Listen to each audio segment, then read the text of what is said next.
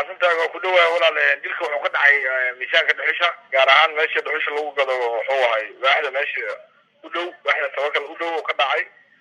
waa isla markii anaga xabadaha maqalna waa u cararna meesha haddaan tagnana waxa waaye nin odayo meesha yaalaan u tagnay oo meesha lagu dilay ninka haddaan dib u baarinana wuxuu noqday gudoomiyihii hore oo wuxuu ahay aadi ibaal nimankii dhagar qabaashii halkay ku ordeen noola sheegay waan raacdaynay waana leeli weynay meydkii aan usoo naqanaa meydkiian wuxuu ahay gaari saaraynaa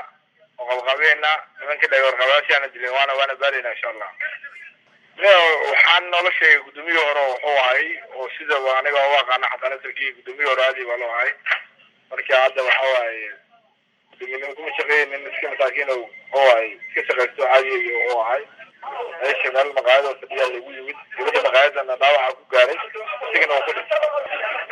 gabadhii maqaayada ayaa wax gaareen iyadana dhaawacana loo qaaday oo annaga dhaawaceeda baa hor saarnay wax kale hadda wax ku gaariya meesha ma jiraan xaaladda siyaga gaarsilaan waxa waaye waa deganta hadda jugeeda caadi waaye wax barbalena ma jiraan dhacdaha saa ka dhacday oo dhacdana waxa waaye dhacdooyinkan maalmahan aan ka nasana waaye waxa waaye haddana waa sii shaqeeyaynaa si loogu wada nasto ee bulshada ay يعني لا يكون مثل مدينتين نبضي يرتاح ونرات وشغينا وانا كده بسينا غير غواش مامك وشغلت هذا وفي عنك مامك جزران وشغلت وهذه مع الشعب كهذه وفي عنك وشغلت